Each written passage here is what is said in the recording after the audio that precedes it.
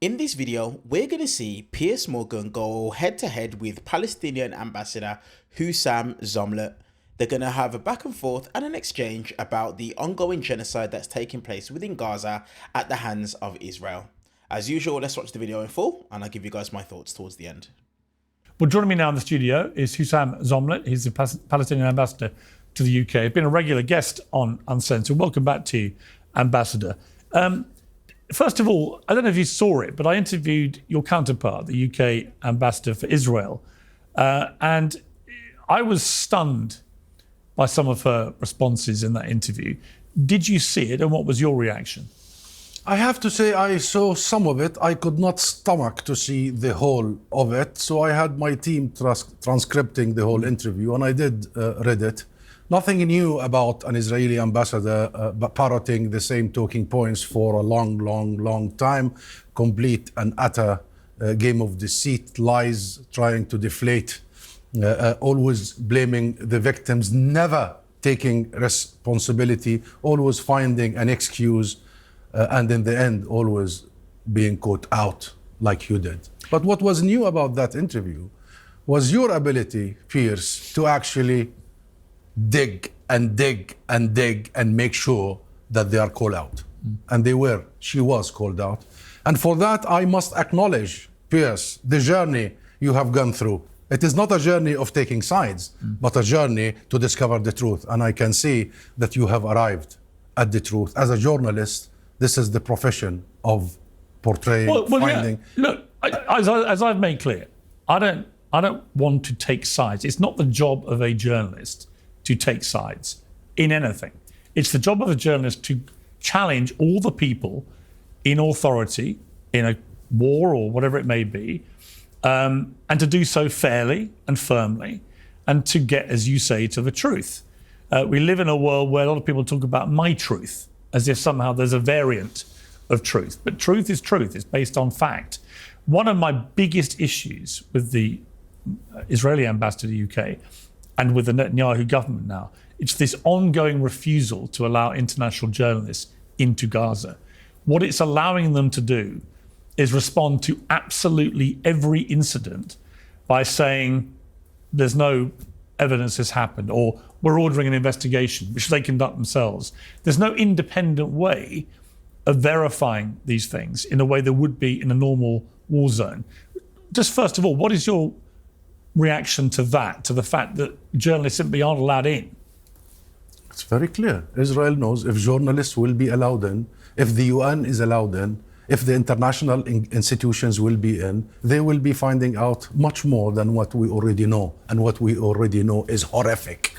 And they know they have something to hide. That's why they are preventing you.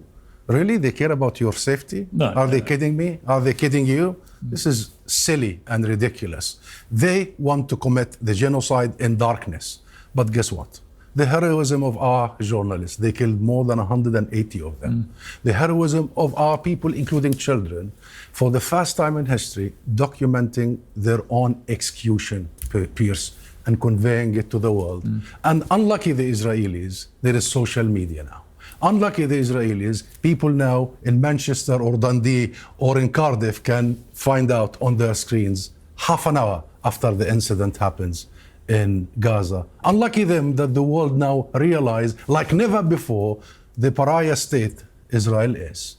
And unlucky also that finally the mainstream media is pushing back. It took a long time, Piers. It took you some time. It took me, listen. It took you some time. Finally, they are. Well, as you know, because we've done several interviews since this war started. As you know, I had an absolute conviction, which remains the case, that Israel, after October the 7th, given the scale of what happened that day, and the fact that the Hamas official spokesman said on camera, we're going to keep trying to do the same thing again and again. And the moment I saw that, I didn't just think that Israel had a right to respond and to defend itself. It had a duty to its people, as any other country in the world would have. And I still believe that.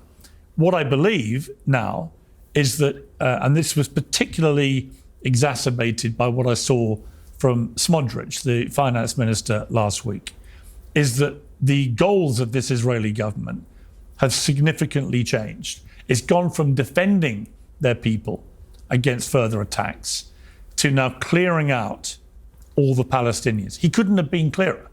And to me, when I heard him say that, I didn't feel duped. I didn't feel anything. He's a very right-wing member of a very right-wing cabinet there. But I felt like he was lifting the veil of perhaps the bigger picture intention of a number of people in that government from day one. And that is to get the Palestinians out of Gaza and, if they can, out of the West Bank.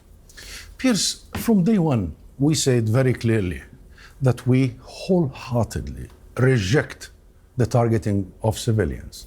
But we added from all sides. We have civilians.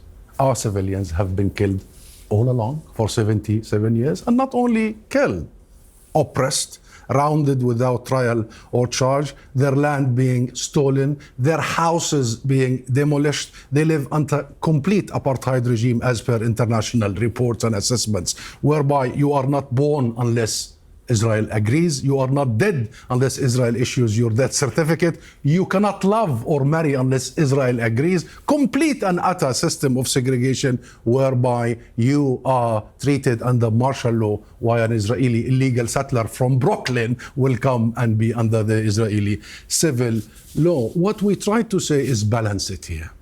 And the 7th of October was one day in the history of the conflict. But the preceding 400 days has really dented our humanity.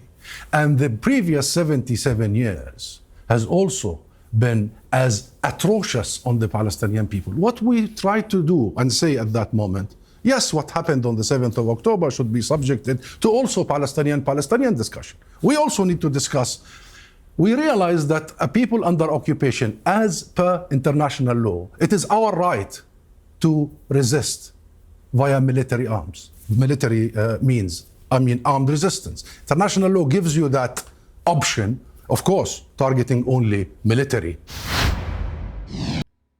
So, some really, really good points from the Palestinian ambassador there, and really talking about the truth. Now, Piers Morgan is someone who definitely has been on a journey, especially when it comes to the genocide that's happening within Gaza, because in the beginning, he was quite a big defender of Israel, and he didn't want to outright, condemn Israel. I still think to this day, he still hasn't condemned Israel, and he still hasn't, called out and condemned Netanyahu either. I still think that's actually the case, but what it is that the Palestinian ambassador was saying is 100% true. This is something that's been going on a very long time, well before October 7th. And if you just do a little bit of history, you'll understand about this conflict in a bit more depth as well.